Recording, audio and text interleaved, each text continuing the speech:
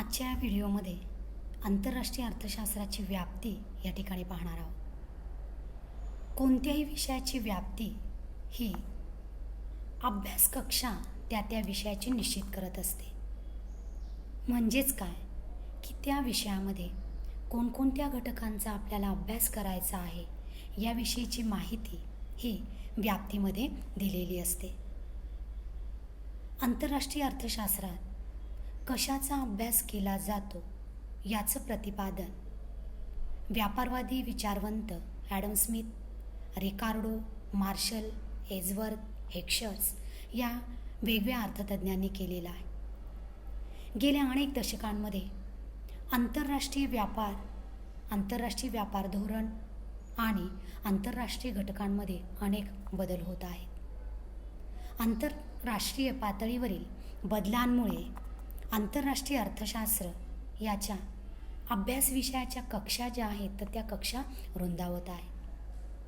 थोडक्यात काय की आंतरराष्ट्रीय अर्थकारणासंबंधी विविध जे काही पैलू आहेत तर त्या विविध पैलूंचा अभ्यास करण्यासाठी आंतरराष्ट्रीय अर्थशास्त्राच्या व्याप्तीचा अभ्यास करणं गरजेचं आहे. आंतरराष्ट्रीय अर्थशास्त्राची व्याप्ती म्हणजे काय की आंतरराष्ट्रीय अर्थशास्त्राच्या अभ्यास विषयांची माहिती या ठिकाणी करून घेणं आवश्यक आहे. आंतरराष्ट्रीय अर्थशास्त्राची व्याप्ती पाहत असताना ती 3 घटकांमध्ये सांगितली जाते. एक म्हणजेच आंतरराष्ट्रीय व्यापाराचे सिद्धांत, दुसरा आंतरराष्ट्रीय आर्थिक संकल्पना व धोरण, आंतरराष्ट्रीय सहकार्य. या 3 घटकांच्या आधारे आपल्याला आंतरराष्ट्रीय अर्थशास्त्राची व्याप्ती या ठिकाणी स्पष्ट करता येते. आंतरराष्ट्रीय अर्थशास्त्रामध्ये आंतरराष्ट्रीय व्यापारविषयक धोरणांचा, विविध संकल्पनांचा अभ्यास या ठिकाणी केला जातो. आता व्यापार म्हणजे काय की वस्तू आणि सेवांची देवाणघेवाण होय.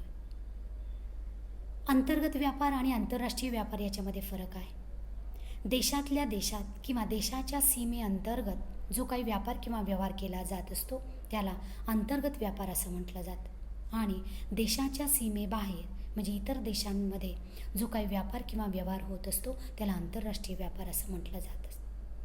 मग या आंतरराष्ट्रीय व्यापाराच्या सिद्धांतांचा अभ्यास या ठिकाणी आपल्याला करायचा आहे. आंतरराष्ट्रीय व्यापार म्हणजे काय, आंतरराष्ट्रीय व्यापाराचं महत्त्व काय आहे, आंतरराष्ट्रीय व्यापार केल्यामुळे कोणकोणते फायदे तोटे होतात याविषयींचा अभ्यास या ठिकाणी केला जात असतो. या आंतरराष्ट्रीय व्यापाराच्या संदर्भामध्ये वेगवेगळे जे काही सिद्धांत आहेत तर त्या सिद्धांतांचा अभ्याससुद्धा आंतरराष्ट्रीय व्यापाराच्या सिद्धांतांमध्ये केला जात असतो. आंतरराष्ट्रीय अर्थशास्त्राचीच निर्मिती मूळतः आंतरराष्ट्रीय व्यापार आणि व्यापारविषयक सिद्धांत यातून झालेले आहे. आंतरराष्ट्रीय व्यापारासंदर्भामध्ये व्यापाराचे अभिजात सिद्धांत जे आहेत ॲडम स्मिथ असेल, डेव्हिड रिकार्डो असतील, लिऑन टिफ्टचा विरोधाभास असेल, रिब्झिन्स्की प्रमेय असेल, असे वेगवेगळे सिद्धांत या ठिकाणी मांडले गेलेले आहेत. आंतरराष्ट्रीय व्यापार किंवा व्यवहार हा अस्तित्वात येण्याचंच महत्त्वाचं कारण म्हणजेच तुलनात्मकदृष्ट्या कमी खर्चामध्ये जर वस्तू उत्पादित होत असेल, मिळत असेल तर ती वस्तू त्या देशांमधून आणणं हे फायद्याचं ठरत असतं. मग आंतरराष्ट्रीय व्यापार हा करत असताना कोणत्या देशाबरोबर तो फायद्याचा होणार आहे, त्याचबरोबर आपल्याला त्या व्यापारापासून काय काय फायदे होणार आहेत या विविध घटकांचा अभ्यास आंतरराष्ट्रीय व्यापाराच्या सिद्धांतांमध्ये आपल्याला सेकंड युनिटमध्ये डिटेलमध्ये करायचाच आहे. नैसर्गिकरित्या साधनसामग्री जी उपलब्ध आहे तर ती भिन्न भिन्न देशांमध्ये भिन्न भिन्न प्रमाणात विभागली गेलेली आहे. कुठलाच देश सगळ्याच वस्तू आणि सेवांच्या बाबतीमध्ये स्वयंपूर्ण नाही. त्याला कोणत्या ना कोणत्या वस्तू किंवा सेवांसाठी इतर देशांवर अवलंबून राहावंच लागतं आणि त्यामधून आंतरराष्ट्रीय व्यापार किंवा व्यवहार जो आहे तर तो आंतरराष्ट्रीय व्यापार या ठिकाणी निर्माण होत असतो. आणि आंतरराष्ट्रीय व्यापाराच्या संदर्भामध्ये वेगवेगळे जे काही सिद्धांत आहेत तर त्या वेगवेगळ्या सिद्धांतांचा अभ्यास आपल्याला या ठिकाणी करायचा आहे. आंतरराष्ट्रीय व्यापाराबाबत अभिजात सिद्धांत स्मिथ, डेव्हिड रिकार्डो या अर्थतज्ञांनी मांडलेले आहे. त्याचबरोबर आंतरराष्ट्रीय व्यापाराचे सिद्धांत अभ्यासत असताना आयात निर्यात व्यापार म्हणजे काय, कोटा पद्धत म्हणजे काय, देशांतर्गत उद्योगांना संरक्षण कसं दिलं जातं, त्याचबरोबर देशांतर्गत उद्योगांना मदत करणं गरजेचं आहे काय, मुक्त व्यापाराचं धोरण स्वीकारावं की संरक्षित व्यापाराचं धोरण स्वीकारावं याविषयीची माहिती यामध्ये आपल्याला मिळत असते. म्हणजेच आंतरराष्ट्रीय व्यापाराचे जे काही सिद्धांत आहेत तर ते आंतरराष्ट्रीय व्यापाराचे सिद्धांत अत्यंत महत्त्वाचे आहे. हे व्याप्तीमध्ये आपण नंतरच्या युनिटमध्ये अभ्यासणार आहोत. पुढचा महत्त्वाचा घटक म्हणजेच आंतरराष्ट्रीय आर्थिक संकल्पना व धोरण. आंतरराष्ट्रीय व्यापार जो काही आहे तर तो व्यापार किंवा व्यवहार होत असताना आर्थिक क्रिया यांचा अभ्यास या ठिकाणी केला जात असतो.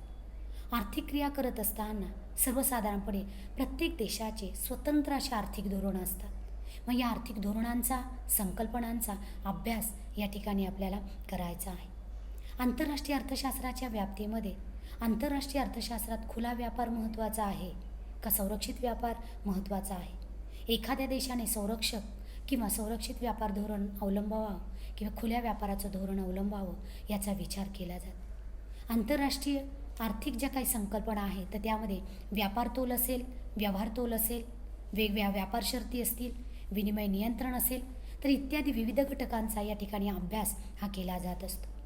म्हणजेच काय की आंतरराष्ट्रीय आर्थिक संकल्पना व जी काही धोरणं आहेत यामध्ये कोटा पद्धत असेल, आयात निर्यात पद्धत असेल, त्यानंतर द्विपक्षीय बहुपक्षीय व्यापार करार असेल तर या विविध घटकांचा अभ्यास हा आंतरराष्ट्रीय आर्थिक संकल्पना व धोरण यामध्ये केला जात असतो.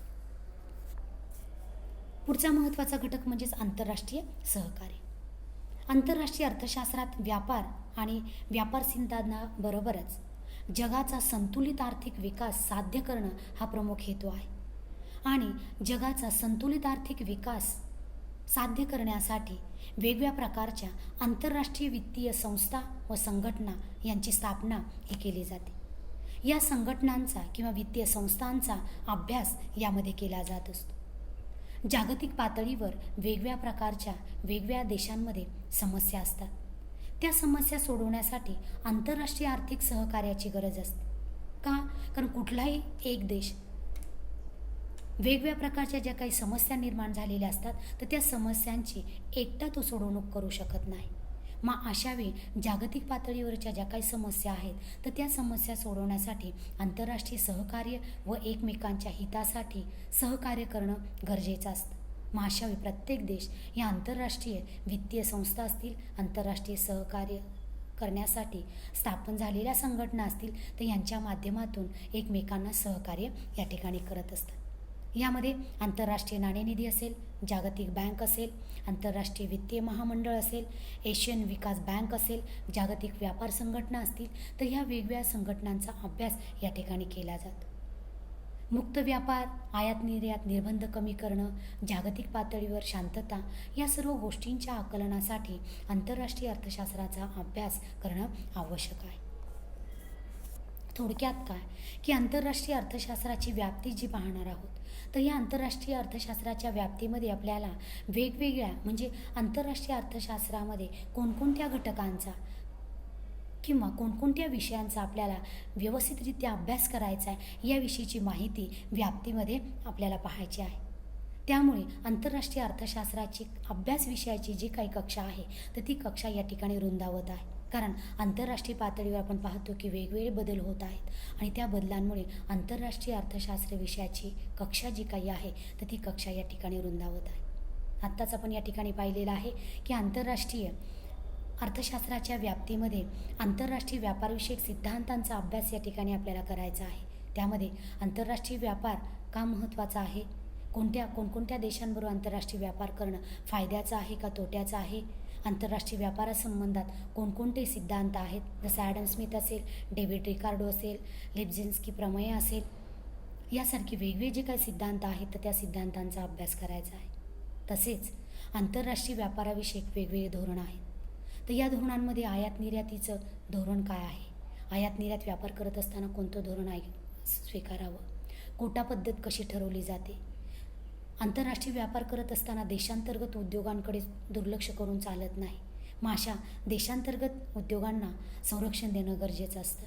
अशा उद्योगांना मदत करणं, अनुदान देणं हे आवश्यक असतं. मुक्त व्यापाराचं धोरण म्हणजे काय किंवा द्विपक्षीय व्यापार किंवा बहुपक्षीय व्यापार म्हणजे काय, व्यापार करार म्हणजे काय, या विविध घटकांचा अभ्यास व्याप्तीमध्ये करायचा. आणि सगळ्यात महत्त्वाचा घटक म्हणजेच जागतिक पातळीवर वेगवेगळ्या ज्या काही आंतरराष्ट्रीय संघटना स्थापन झालेल्या आहेत की ज्या संघटना जागतिक पातळीवर वेगवेगळ्या समस्या निर्माण झाल्यानंतर सहकार्य करण्यासाठी स्थापन झालेल्या आहेत. तर अशा आंतरराष्ट्रीय संघटनांचा अभ्यास या ठिकाणी करायचा आहे. मुक्त व्यापार, आयात निर्यात निर्बंध कमी करणं, जागतिक पातळीवर शांतता निर्माण करणं, या सर्व गोष्टींच्या आकलनासाठी आंतरराष्ट्रीय अर्थशास्त्रामधील विविध संघटनांचा किंवा आंतरराष्ट्रीय व्याप्तीचा अभ्यास करणं हे आवश्यक आहे.